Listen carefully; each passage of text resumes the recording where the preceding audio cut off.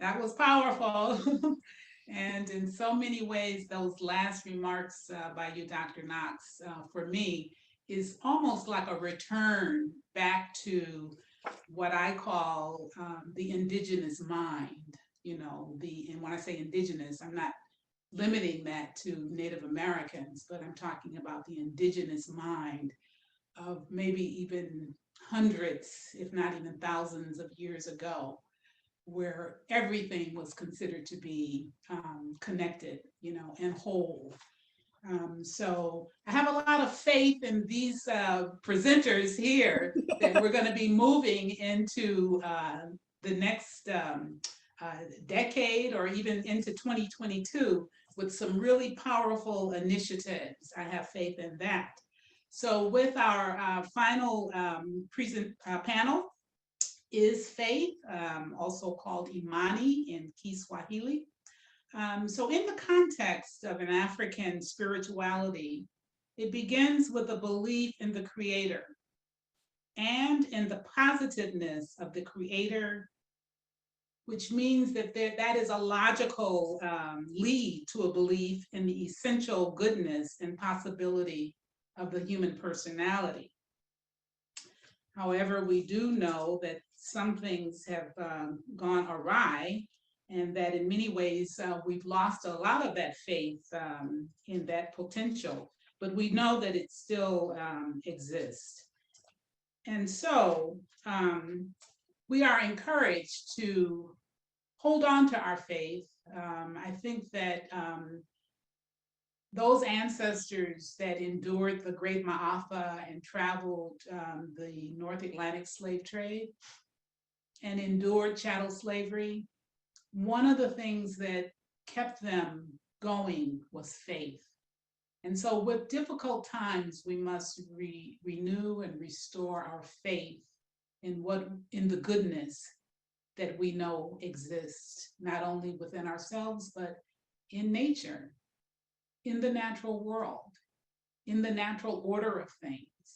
And I also want to remind us of one of the earlier panelists said something about philosophy. I think it was the brother from Chicago, Cedric, was it? And I think we're kind of getting into spirituality or philosophy. So I want to remind us of something called Ubuntu. Some of you may be familiar with it. It's a Southern African word. Desmond Tutu, Ashe, Ashe, Ashe-O, to the ancestor Desmond Tutu, brought that term, I think, and kind of popularized it. And the word itself means, I am because we are, and because we are, I am. And that is a fundamental philosophical worldview of many indigenous people, which contrasts to the individual viewpoint. So let us move into Imani, into faith, as our final principle of the day, and connect our discourse to some of the remarks that have just been offered. Faith in the Creator, faith in our people, faith in ourselves, that we will win, we will endure, we can achieve all that we put our minds and our hearts to. And we're living in a time where this is necessary, and that we're actually being called to do this. And I'm feeling the passion that each of you are expressing, because it's time for it. And we're lucky that we're alive to usher this in. Ashe. Oh, hello, everybody. Like Kendall said, my name is Leno. I'm an alumnus of Tuskegee University, graduated 2020. I got my bachelor's of science in chemical engineering. And let's kind of, I guess I'll start from the beginning and like how kind of like how I gained to like cannabis in the first place. So I'm from Oakland, California. So regardless of being from California, I've always seen that like cannabis is like a growing industry from, you know, I've seen it go from like, you know, street things to like my older like cousins, family members and stuff like that, like, you know, just smoking weed and stuff like that. And it's just like, oh, like nothing bad ever happened to them. But I always had this stigma of like, oh, weed is so bad, you'll do this. And it's just like, oh, you're just gonna like people say they compare it to like heroin and stuff like that. So like seeing like firsthand, it's just like, oh, cannabis ain't as bad as people as they say it is. So like around like sophomore year, my sophomore year of undergrad, that's when I kind of like, that's actually when Candace first told me, I think, about SMART. She's just like, oh yeah, there's this one thing named SMART up in Brown University. You know, we should bring this over here one day. Like, and that's always been in the back of my head since that day. But since she told me about that, I've always had just the interest of like, oh, what what like in my major can I use that with in cannabis basically. Like literally every single class I took from there, I was asking every single my teachers like, hey, is there some way to compare this to cannabis? And then one of my teachers, I'll never forget her, Dr. Tamara Floyd. I asked her, you know, we just in class talking about whatever, and I just asked, hey, how does this have to do with weed? And then that's when she told me about the volatile organic compounds and basically supercritical fluids, and how that's the way how they make essential oils and stuff like that. But that's basically the same way how they make distillates for like wax pens and shatter and butter and all that stuff for like dabbing and stuff like that. And since then, I was like, whoa, wait a minute. I didn't know this was like, you know, this could like correlate to my major. Some years passed by, a couple of my classmates, Kandeaux, of course, we do like all the major paperwork to getting SMART and everything together. Also, if y'all was here earlier and y'all talked to Nadir too, he was also a big portion of that too, helping us like get all like the runarounds, because, you know, schools were really like back office with cannabis and stuff like that, just because it's like a weird thing of like them not want to be associated with cannabis. But we did all that stuff, end up creating SMART around like 2019, 2020 or something like that. And then since then, I actually now, I want to say I'm like 7 or 8 months in. I work in cannabis compliance now.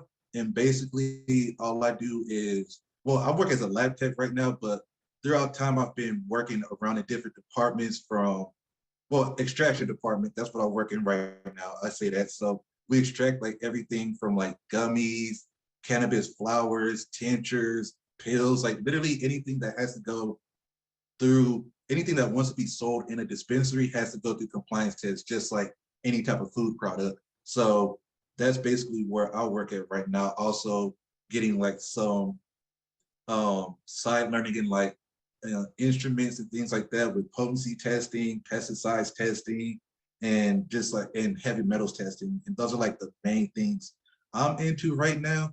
And then hopefully like later on in my career, I could just hope to grow as a prominent person in the cannabis industry, as like behind the laboratory and things like that. Like mainly sooner or later becoming like a lab director or a senior chemist or senior analyst or something like that. That's like my short-term goal for right now. But that's basically just like the gist and like the get-go of all like bring up the SMART and what I do and everything now. So yeah, that answers that for now. Ashe, thank you so much, Car. And I definitely stick around for some more of the conversation, but I do want to pivot, right? Because you're a young man, right? And you're in this space and you're doing really like trailblazing work, right? But I kind of want to put Dean Hill on the spot for a second. He is one of our favorites. And of course, shout out to Dean Hill, right? When we talk about Black farmers and just the movement and having put in so much work, time, effort, and energy, right? So Dean Hill, I just wanted to kind of give you some room to make some comments like, how was this for you, or, you know, you being in your space of elderhood, right? How has this transformation or the shift in the conversation, as you've seen it, right, over your span of work and activism with Black farmers and things like that, like, what are you seeing right now? How does that make you feel as an elder, as a civil rights pioneer in a lot of ways? Like, what are you seeing right now, and how does that make you feel? And what are you looking forward to in the future? I was just honored to listen. I was blown away by so many of the speakers. I'm just going to say this. 44 years in, 34 years as dean, this is perhaps the best conference I have listened in on because of the progressive nature and the principles of Kwanzaa as it was manifested throughout the science, the social aspects, community development, economic development. It was excellent. It's world class. So my one comment is share everything that happened today with the rest of the world.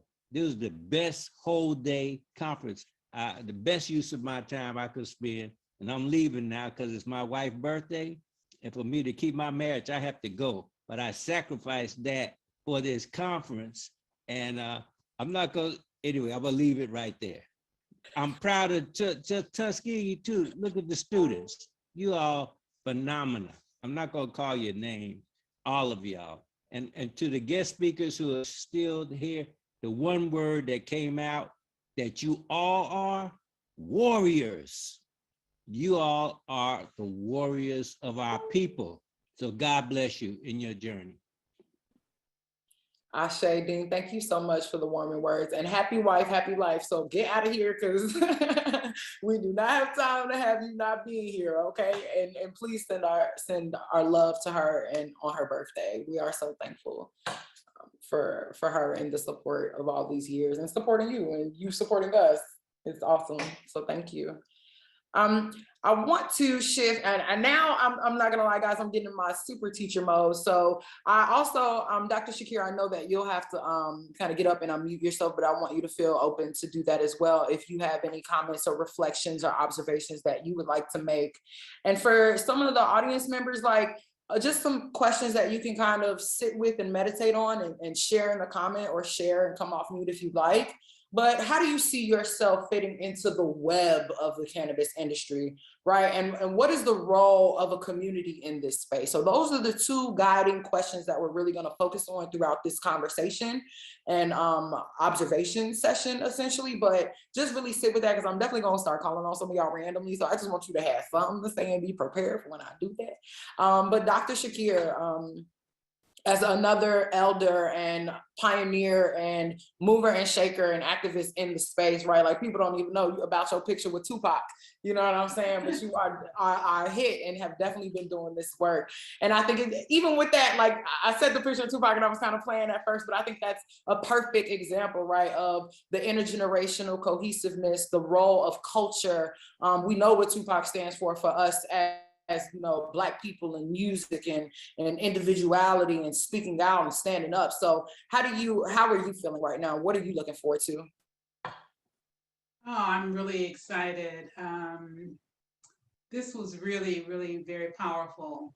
I am eager to see the follow-up, you know, the minds coming together to see how we can actually put something together that will feel much more collective and much more cooperatively, you know. When I introduced myself, I didn't say that I'm actually living in Tuskegee, but I'm originally from Detroit.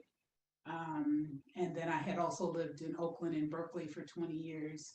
And all of my professional life, I taught occupational therapy at Tuskegee for 16 years until I retired about 5 years ago.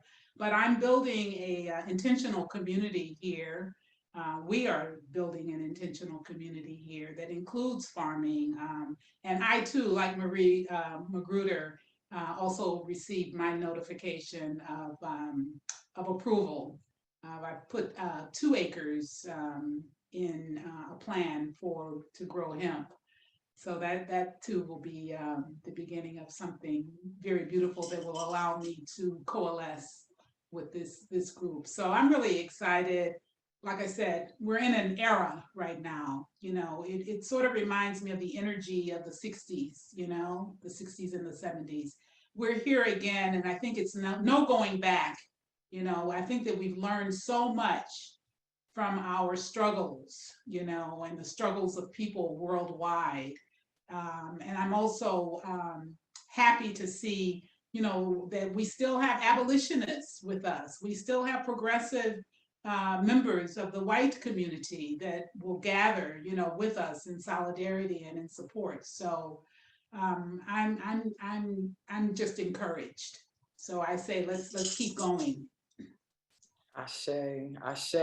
So I want to ask, I know Pele, you've been active in the chat. Do you have any comments around where you may see yourself in the cannabis industry or the power of community in the space? I want to open it up to, let's see, we got Pele, we got Bo, we got Kenneth, Kendrick. Do you all have, Brandy, you had some awesome comments. Do you all have any comments about where you see yourself in this web of the industry or the role that community plays? Yeah, come with it, Bo. I see you. Oh, wait. You muted. I'm mute. You know me, I'm always about the hustler. Remember, we hustlers the harvesters, right? So I'm already thinking about plenty of ways to start growing products and doing stuff, you know, all type of butter. You know, I'm into clothing, so I like to make clothes with it, anything. I'm a carpenter, I'm in the infrastructure, you know, all of that. I mean, I'm into building vertical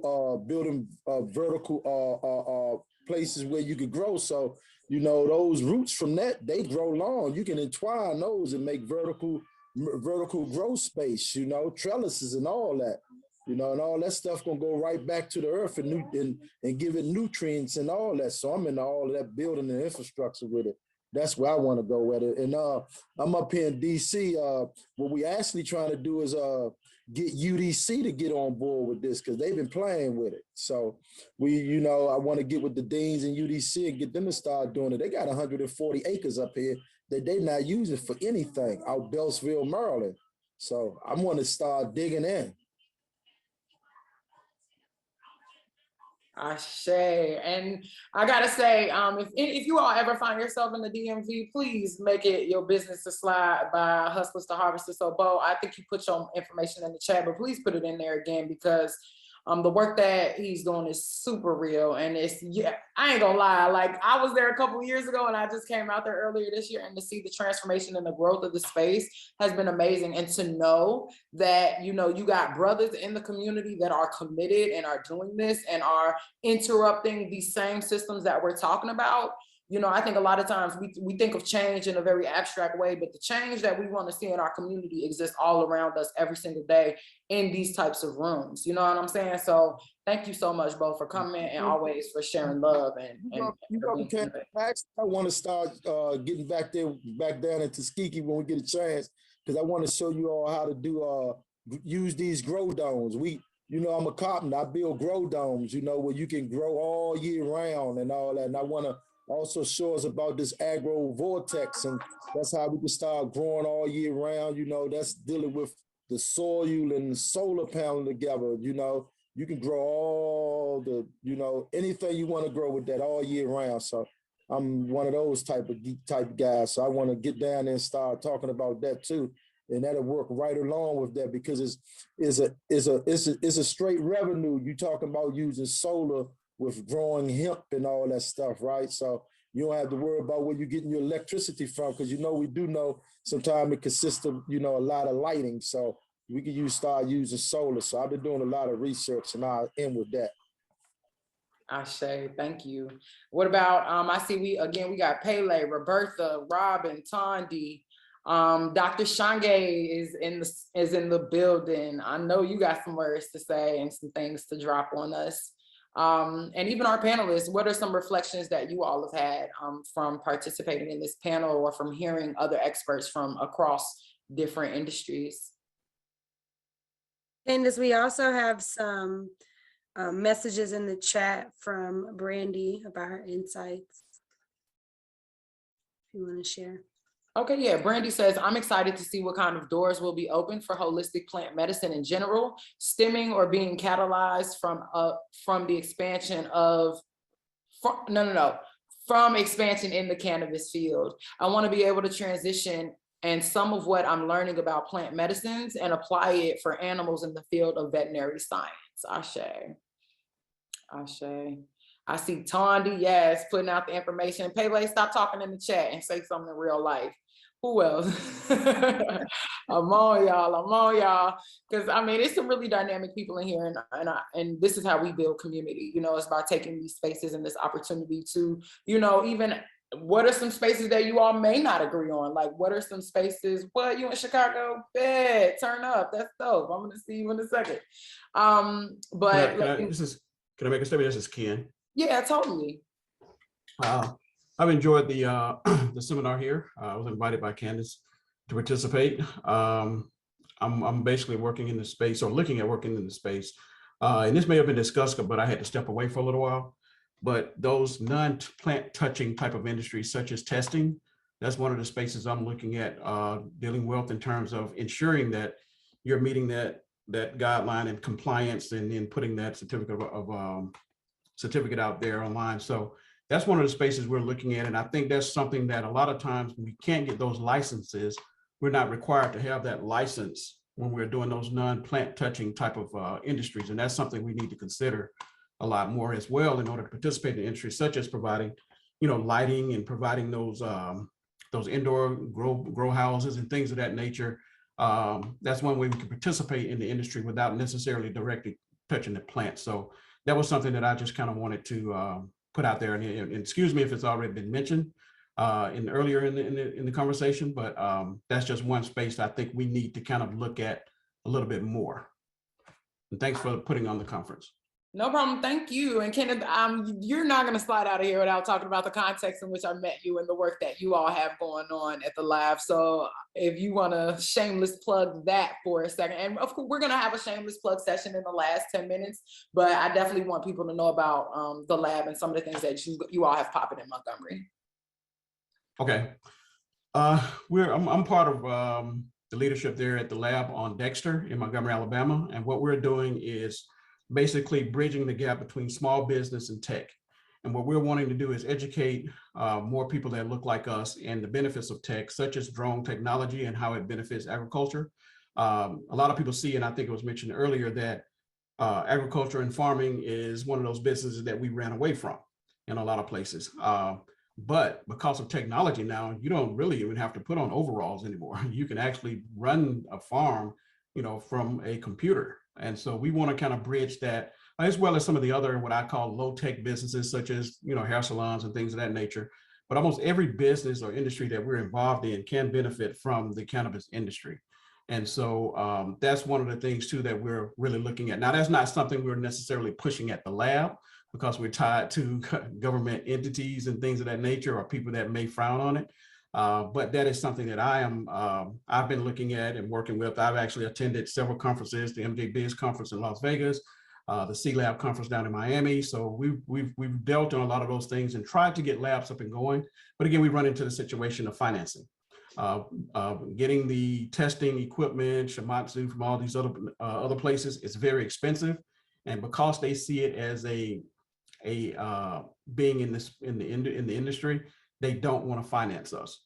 So we have to look at ways of how do we all participate and how do we build community and investing in those type of businesses. And that's one way to the lab is going to be, for me, is to introduce people to those new industries that we normally shy away from, or we basically benefit, or we basically see ourselves as benefiting by or celebrating sitting on the wrong side of the table as consumers versus being producers, or also people that that help build that business out.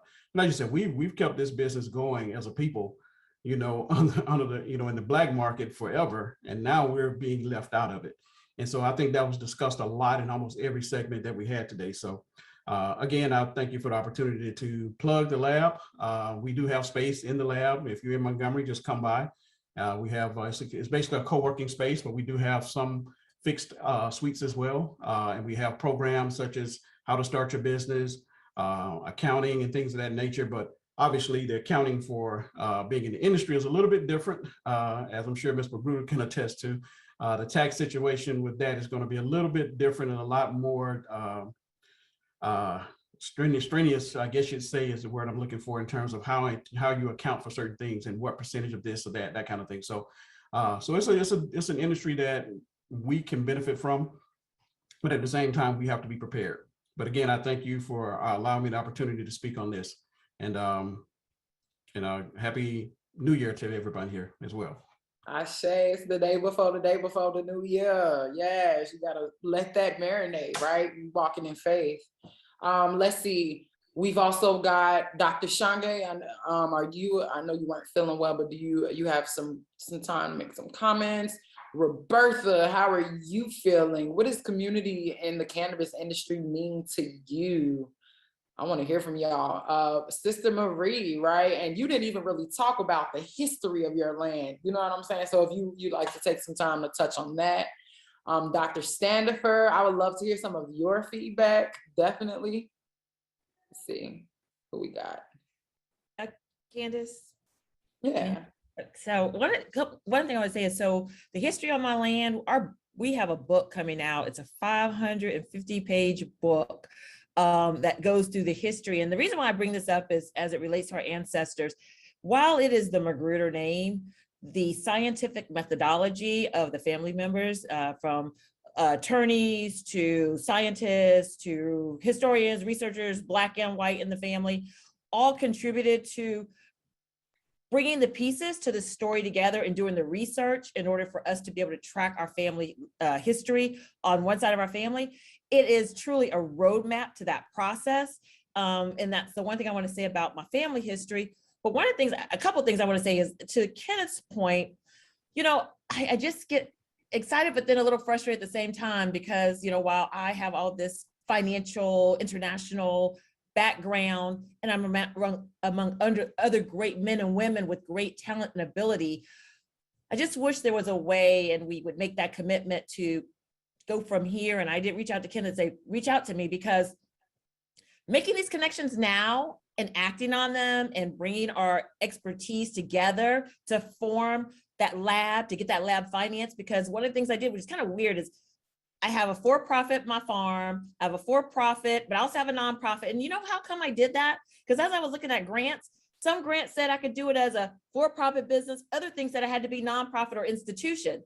But what happens is, among all of us, we have all that covered. And so when these opportunities to get the funding for your lab come up and it says you need to be connected to an institution or you need to be connected to a farm or whatever, there's no reason why Magruder Farms or even the young lady out of Tuskegee, Drew Van Hoos. Drew, thank you. Drew, we're here serving a purpose, but we're really not just here serving that purpose. We're here as a vehicle. So it's not just about what we're trying to get accomplished, because we only know what we know. And everybody, what it is you're trying to get accomplished. So to the extent that we can network, and not just network for network's sake, but actually start putting boots to the ground and we'll only know if we try. Let's go write those grants to get your lab up and running, because there's something called added value grant. And that means you're adding value to what we're doing with these plants. And to be able to provide that testing and be the testing center for the state of Alabama, who says it has to come from out of state and these large companies have to come in and be the testers in our state? But guess what? If we don't put our heads together, you guys over at Tuskegee, my great uncle studied under George Washington Carver and graduated from Tuskegee. I got my cousin, Natalie Magruder, who is very integrally involved with Tuskegee. It's not just me, I'm saying, I'm volunteering. Everybody who's got some ability and potential, let's come together. Let's get into your space, sit down, find out how we're gonna be writing these grants, because it doesn't matter who gets the money, because whoever gets the money knows that they have to share it proportionally to everybody involved to make sure that we all ships rise, right? And that's one of the things I'm committed to. So when I say, thank God I become the steward of my farm, it's not because I have these great ideas. It's because it's made available to anybody who the great creator brings my way and says, there is a need, a use, and there's a purpose to help others. So that's one of the things I'm going to challenge us all to do. And I'm not going to hold it up, but just to say, let's take this thing and put some boots to the ground and get some of these things moving and get you the resources you need to be our testing lab in the state of Alabama. Ashe, and I think that's super perfect. So this is kind of kicking us off for we're going to have some deliberative dialogues throughout the year. So SMART will be holding space like this intentionally to be able to foster these communications, this community that we're building, and to be able to keep checking in around the updates on the resources and the access that we have. So by coming to this today, you all have pretty much joined the Tuskegee Smart family. You're going to be in the loop for all of the things that we've got going on. If it's about cannabis in any capacity in the state of Alabama and Tuskegee has any knowledge of it, you all are now in that loop. And that is part of what we're really here to do. And I really want Dr. Knox to kind of brag on Kim a little bit in the work that they do, right? Because I mean, she's amazing in her own right, ancestrally, and her family. But I mean, just to see all of these people coming together in the exact way that you're talking about, Sis Marie, is phenomenal. And I think it's about also being aware of the fact that some of these things do exist. And that's why we did this conference today, is because it's like, some of us, like you said, we got what we need. Like, you know what I'm saying? In two hands, if you got what you need and you know what you need to know, put them together and make it happen. It's that simple. But I do want to ask Dr. Knox to talk a little bit about Kim, and then Dr. Shange to say a couple words as well. Absolutely. So CHEM stands for Cannabis Health Equity Movement. So, you know, a movement is not an organization in itself, right? But it was born out of a common frustration amongst many individuals that our calls for equity broadly, not just social equity, but even social equity, were not being understood, right? We as a collective in all of our municipalities and our states are also unfortunately falling victim to defining equity in too many different ways. And I think this is one of the reasons why we're not seeing the successes that we want through this equity movement or this cannabis equity movement.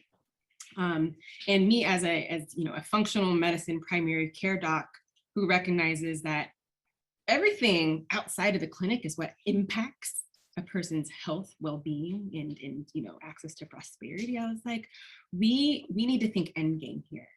So with Cannabis Health Equity Movement, we are we have decided that health equity, the assuredness of access to full health and well-being, you can add prosperity there, is our destination. That's where we're going. And we're going to leverage cannabis through its policy, regulation, taxation and use of tax funds, innovation, to create those pathways to health equity. And at CHEM, we define health equity or total equity as the sum of 4 pillars of equity: economic equity, environmental equity, human equity, and social equity, where social equity has a very specific definition. And we do care that we all come into agreement on what these things mean, because if we want to get to a common destination, we got to start using intentionally the same language. So for us, real quick, social equity is fairness in policy, regulation, and in the distribution of social resources and services to do a thing, to ensure that policy and societal infrastructures, first, assure economic, environmental, and human equity; 2, demonstrate cultural respect and preservation; and 3, facilitate the social belonging, cooperation, cohesion, trust, participation, protection, and productivity of all people. So that definition, though, requires us to break down economic equity, environmental equity, and human equity too. So for us, economic equity means the assuredness of a few things. 1, economic reciprocity. I spoke to that when I was explaining, you know, why our electronic health record system needs to put the ownership in the patient's hands, right? Economic reciprocity really matters. Think about how many of us aren't paid well for what we do, right? So number 1. 2, access to opportunities and services that secure and grow economic resources like income, savings, assets, and capital. And 3, and this is, in my opinion, the most important component of economic equity, is the possessing of personal and collective agency over the flow of economic resources through your home and through, your communities, our homes and our communities. How many people in our families or in our communities you know of that do not have agency? They live in paycheck to paycheck. They don't have the same autonomy, right, over how they use that money as other people who might be more financially better off. Environmental equity is the assuredness of access to and maintenance of clean air, water, land, and soil, clean, natural, and safe outdoor spaces, clean and safe indoor spaces, and clean, safe, and consistent housing options. And then lastly, human equity. For us, that's the assuredness of access to experiences and opportunities and resources to optimize someone's knowledge, skills, ability, capability, adaptability. We go deeper into introspection. Not everybody is aware enough of themselves to introspect, to have empathy, to seek enlightenment. Not everybody has the freedom, right, to pause and seek, an advancement in thought and consciousness. How about this one, self-regard? And then lastly, self-actualization. How many of people within our communities can dream of being something and have the experience, the opportunities and resource to achieve it? And then lastly, the small part of human equity definition is also the physical, mental, and spiritual fitness, right, of a person. So with all of that, the cannabis health equity movement recognizes that cannabis, through its endless innovations, can be solutions to solve for disparity across ecology and medicine, right? So we like to say that cannabis, this one plant, this one amazing, most sustainable healing plant, provides us with root solutions to our socio-ecological and medical disparities. And it should be us, the people who have been most impacted by this global war on drugs, the people who have been most divested of our access to the assuredness of health equity, to benefit from these innovations first, right? So that's what the cannabis health equity movement is all about. We are a consortium of many BIPOC innovators in the cannabis industry. We call ourselves social equity agents. You all are social equity agents by virtue of being here and in this conversation. But we come from all sectors of this space: medicine, law, research, regulation, policy, and more. And we know that together we can create that next generation of cannabis leaders. So that's how we think and move. And we are so glad to be working with Tuskegee and Morehouse School of Medicine and Southern University Law Center schools that do 3 amazingly different things, right, across law and policy and medicine and ag, to begin to establish the career pathways for our young people to self-actualize into this multi-trillion, it's going to be trillion-dollar global industry, and on our terms, right, creating economic opportunities for our communities. So, when we talk about going after grants together, that's like, yes, that's the essence, that's the ethos of flexing our social and network capital. And maybe I like to use our 4 pillars of health equity because we all have social capital, right? We all have economic capital to some degree, environmental capital to some degree, and human capital to some degree. So how can we come together using our respective capital and degrees of capital in each of those, buckets, to create, again, that entourage impact, to make an impact for ourselves and our community that's greater than we could do and achieve on our own. So when it comes to applying for a grant, yeah, okay, you have the lab, I have the land, maybe there's a scientist over there. How can we come together and tell a story and leverage our assets and our knowledge to competitively apply for those grant dollars?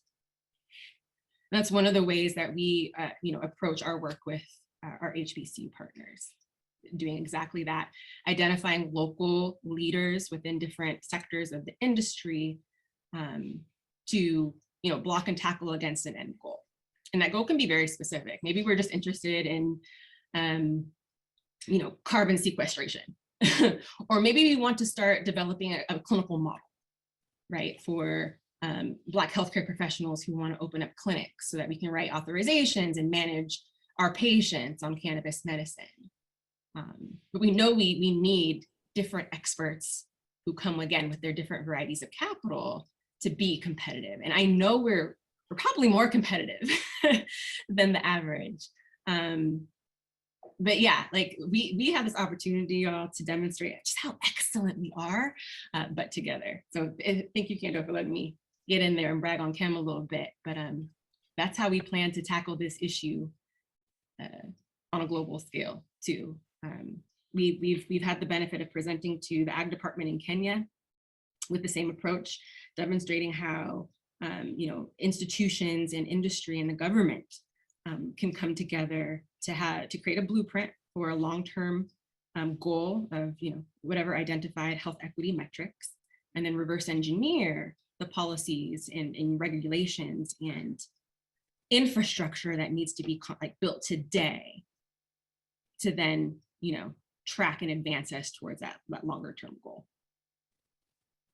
Dr. Knox, I just hope, whenever you win the Nobel Peace Prize that you remember the Canna-Kwanzaa-Con. Because seriously, even I remember when I heard you call yourself an endocannabidologist, right? And just the power of a name, right? The power of words, the power of, self-determination and the ability to name yourself in the work that you do and the real space that you're innovating. And I see, and I want to open or not open, but emphasize the question that Brandy has put in the chat to anyone who wants to comment. What can you tell someone who struggles with transparency with their support and enthusiasm for cannabis and trying to navigate in the professional world that has such a negative stigma? And she says, I was thinking about that there are probably people who are interested in supporting the cannabis mission, but fear participation because of the stigma built around cannabis. And so I'm gonna let people kind of respond to her in the chat. But I'm gonna be real, like I did my own response, as you can see, but it's a real passionate time, Brandy. I'm gonna be honest with you, like, these conversations is how we break down that stigma. Like, we can't wait on other people to come in our communities and teach our communities about how they hurt us in the beginning, right? They put us in jail, we're on drugs, all of these things. They literally criminalized us just to come back and say sorry and not give anything. We can't afford to do that. Earth cannot afford to wait for us to do that. And I'm gonna, again, be totally honest with you. The people that we've had on this panel, on these panels throughout today are some of the most heavy hitting, forward-thinking, trailblazing individuals that you will find across this nation in the cannabis industry. And I say that with all of the power and the faith and the IMANI moving into 2022 that I can muster up in every cell and fiber of my being, because I am aware of what's going on. And it's also an element of personal education. And there has to be something, everyone has their what's your why, you know what I'm saying? What's your why moment, and like Nadir even, he's got a TED talk, and when he talks about his grandfather literally dying from cancer and how he was like, well, why was like my grandfather on all of these things? And even us as young people, what we're seeing with the state of the government not supporting us, everyone's like the CDC done left us for dead. Like, we are in real live, like, the revolution is live, and it is right now, and it's happening with every conversation, with every intentional relationship that we build. And so as we transition into our shameless plug session, I do want to call Dr. Shange up so that he can kind of give us some parting words, and then we're going to go into our shameless plugs, and we're going to depart for the day and give you all some time to drink some water so you can come back to life. Dr. Shange, I'm gonna pass it to you. Thank you, Candace. Those who know me know that I'm usually very short, and I'm gonna be even shorter today. I just want to express my gratitude to Ms. Clark and Ms. Clark for an excellent event that y'all put on. And I want to also express gratitude to everybody that showed up, whether they were on panels or they participated. Because I'm looking right here at the folks that are on. It's looking like a lot of friends, a lot of family, a lot of community. And that's what we strive to build. Like I said, I'm not going to be too long, but I do want to say that as I've heard folks talking about, common goals, working together and getting there together, that Tuskegee is here for it. I hear y'all about the grants. Just reach out and we'll do the same. That's what we do. So with that, thank you all. Look forward to working with you all and have a healthy 2022. Wow, I be doing my hands like this because someone told me this is how you clap in sign language, you shake your hands. So that's why I be doing it, in case people are just wondering why does she keep doing that. This is how you clap. But yeah, so let's get into these shameless plugs. What do you all have going on that everyone in the community should know about and should make it their business to show up for? Let us know. Let us know. So I'm definitely going to start with the farmers conference, right? And so Dr. Shange, correct me if I'm wrong, but I think we're going to have some space. The PAWC that just passed the Professional Agricultural Workers Conference, where we featured Mr. Tahir Johnson from the U.S. Cannabis Council. And he was one of our featured presentations. So we as Tuskegee University have been very diligent about including these conversations into our over 100-year long and continuing conferences that we've been having specifically oriented towards Black farmers and Black agriculturalists. So I do want to bring the Farmers Conference to everyone's attention. We will, in the Farmers Conference, be hosting an in-person session where we're going to have, again, another deeper and intentional dialogue around the cannabis industry and the space, right? So be on the lookout for that information. Yes, I see my mom. Shout out to my girl. Wouldn't be here without her. Shout out to the Sanctuary, shameless plug. If you're wondering how my skin got so gorgeous, it was not only because she's my mom, but also because I use her product. So there is that. Who else we got in here?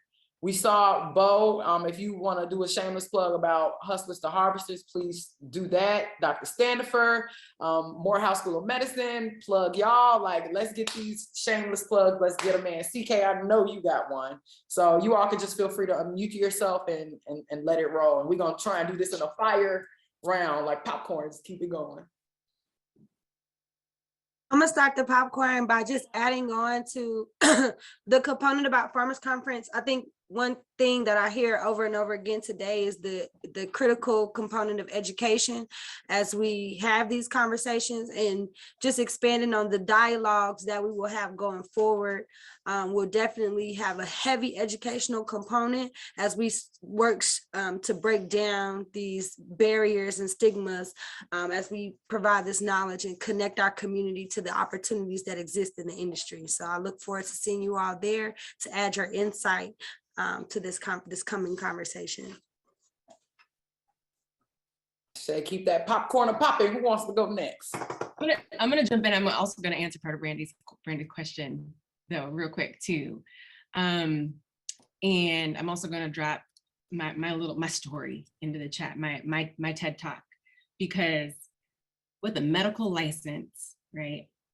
Like, doctors are totally afraid to get into this space because that's our livelihood. And our medical boards are relentless in their witch hunt to this day, even in states that have been legal for medical purposes since the 90s. Oregon's one of the worst, right? If you are a doctor who evaluates pediatrics for the use of cannabis, oh, they'll come after you. And they'll find all sorts of ways. Even though our statute says that they cannot do that, they'll find ways to get you. It's crazy. So, you know, for those of you who are still sort of annoyed, as I am too, with my own colleagues, who aren't willing to risk it all to get into this fight to do what's right, there is a legitimate reason why, right? There's a lot at stake here for a lot of folks. And, you know, when I first got into this space, people were like, you're really young in your career. What in the world are you doing? And for me, I very much cared that I walked in my purpose, and I couldn't ignore the plight of all of my people. As a medical doctor, I was deprived life-saving information that could have impacted my care for my patients. My mom's an anesthesiologist who lost a mom to breast cancer in her 50s and her firstborn child to an anoxic brain injury. 2 indications that cannabis science and research and preclinical trials have demonstrated that cannabis could have been useful for that woman in midlife suffering from cancer, and for that newborn baby with anoxic brain injury. And as an anesthesiologist, she was infuriated that not only could cannabis have saved the lives of her mom and her baby, but that she couldn't have meaningful conversations with patients that she would have put cannabis on a week before surgery and after, right? Cannabis would have impacted her clinical care. And then I mentioned before, as a Black person, understanding how this life-saving plant has been literally wielded intentionally against us to deprive our communities of health equity, it was enough for me to put my whole license on the line, right? And it's gotten to the point where here in Oregon, we're even talking about using statute and other means to get our boards, nursing boards, medical boards, et cetera, to take their knees off the necks of licensed professionals so that we can do the good care for our patients. So, there's a point in time where you just got to say, like, this is my life purpose, this is my mission, and I'm going to step up and I'm going to be a part of this movement or not, right? But I think for many of us who are in this space, we have come to the point where, we're going to be better off because we showed up than sitting on the sidelines. So I just wanted to offer you that insight. My sister and I were both, my parents were retirement age, but we were like, no, this is too important. And licensed medical professionals need to get involved in this conversation, because the more of us that there are to have this conversation, right? The more credentialed people, the better, because the people sitting in the ivory towers are still only willing to listen to those people first. So we got to do our part. This can't just fall on quote unquote advocates and patients. Right? We all have to get in and put the full force of our capital, right? My medical license, that's capital. My MBA, that's capital. I better be using that capital to advance health equity in my community. That's how I feel about it. So, I hope that helped. We gotta take it better for me, okay? We better, I know that's right. But my shameless plug is ACHEM, Association for Cannabis, Health Equity and Medicine, is having a global health summit for athletes and associations on January 22nd. And we're going to be talking about barriers and stigma around the utility of using cannabis in sports, from adolescents to the collegiate athlete to the professional athlete. We're going to talk about all of that. So reach out to me and I'll make sure you get information. If that's something that you want to attend, it will be free. You bet. Y'all should get Deion Sanders. That'd be crazy. Crazy. All right, I see Pele just popped in. Go ahead and do your shameless plug. Who else? Sister Marie, Dr. Standifer, Habari. Yeah, what's up? Go for it, Pele. Hey everybody. I've been sitting here listening to everybody speak about great things, so I'll try to be short so I can let everybody else speak. Black Rights is a project I've been working on since hey Mom Muhjah, since I was living with Mom Muhjah on her acres of land, where I actually learned how to build infrastructure and farm and quite a bit of things in relation with the art that I teach, which is capoeira. So what Black Rights, what we do is, it just means unknown rituals. The idea that people basically take our traditions and then they tell us that it doesn't work, and then they find the science and then they say that it do work. So capoeira being one of those things, one of those traditional practices that we have, muscle-centric medicine actually validates the efficacy of utilizing capoeira as a healing and preventative measure for all-cause mortality. African Americans, as stated by the CDC, have shown to die of all-cause mortality more. How you say it? Like they die.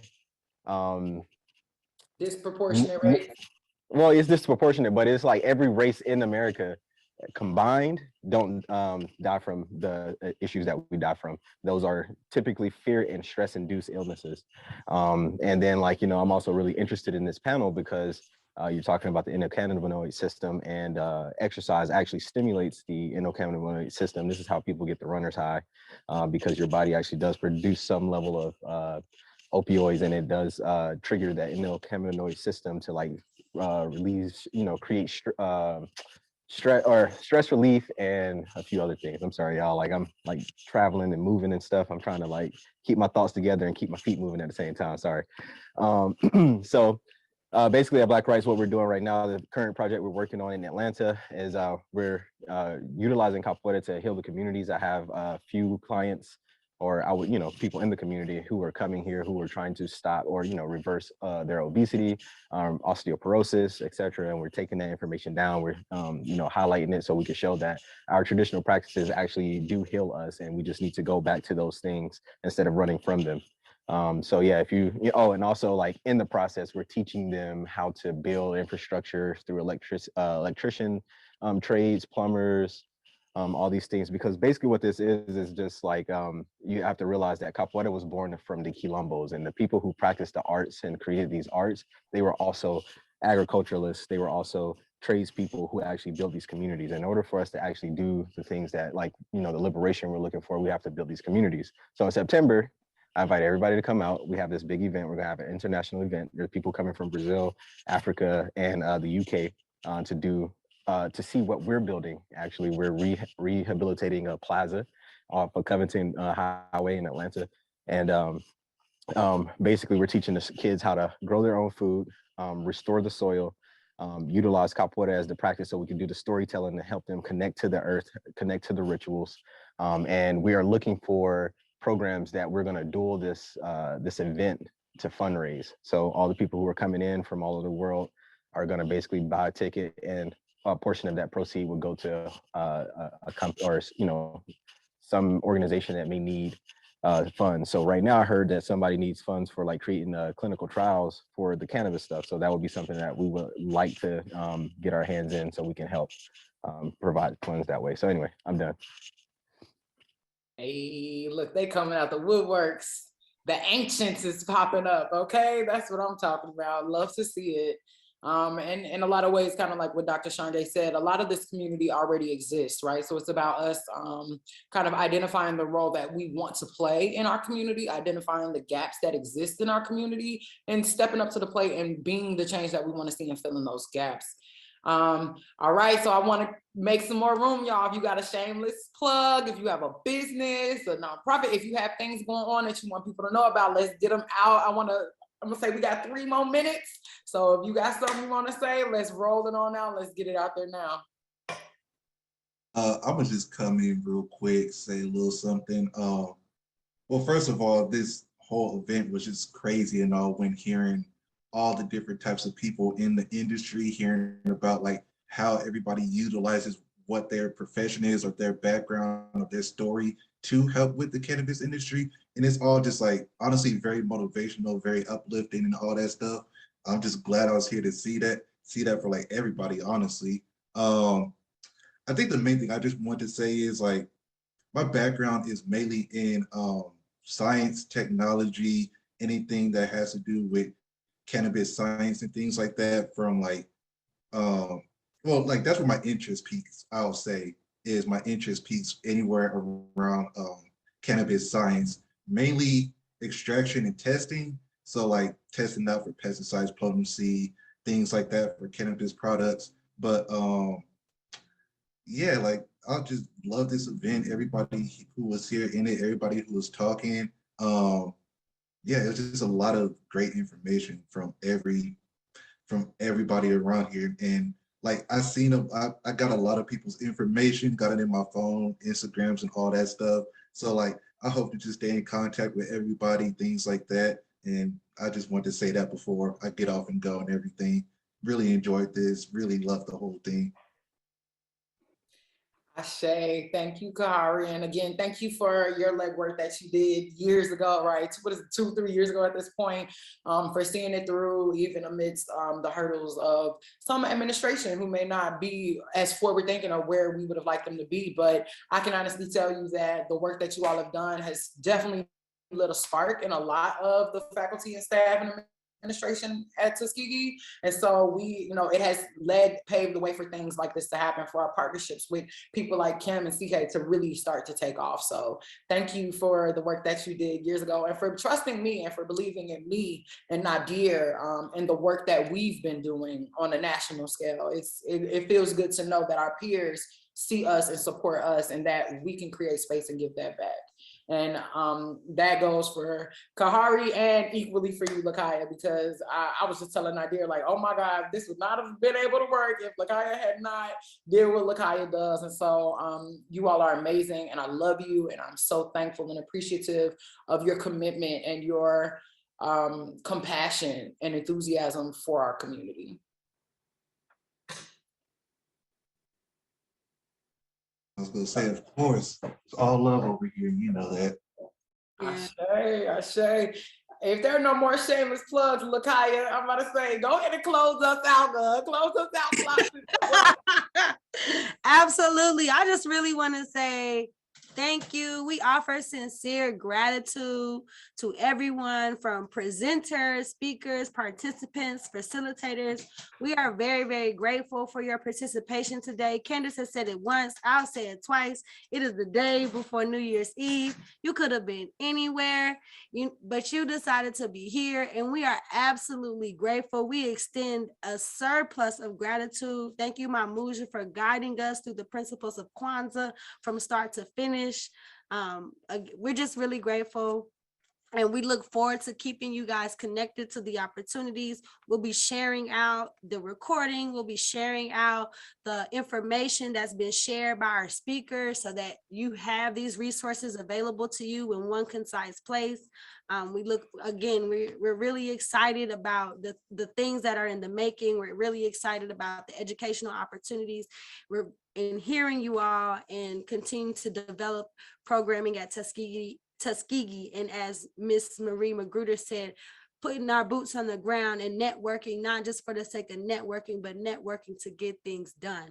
So we're really excited about things to come. We know it's great. You guys showed us today that we are in divine alignment, and we accept that, and we look forward to connecting with you in the future. Habari gani. Can we close with the 7 Harambes? Yes, ma'am. Absolutely. All right, we're ready to close? Yes, Actually, yes, ma'am. That's what I was gonna say. Dr. Shakir, you opened us up with spirit and libation, so I think it would be perfect for us to close in that way.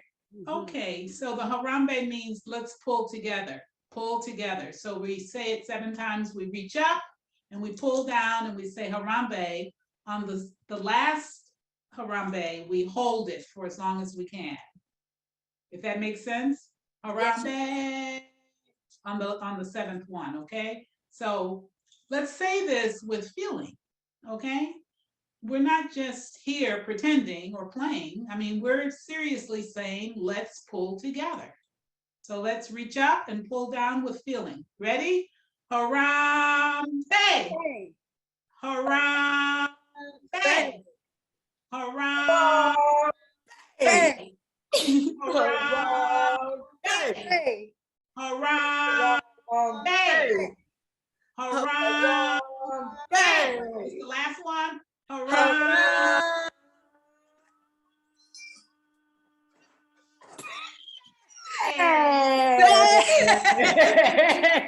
Ashe. All right, let's pull together, y'all. For real, for real. Ashe. Thank you all so much. Ashe. Ooh, we did it. I know. I'm gonna go celebrate for real.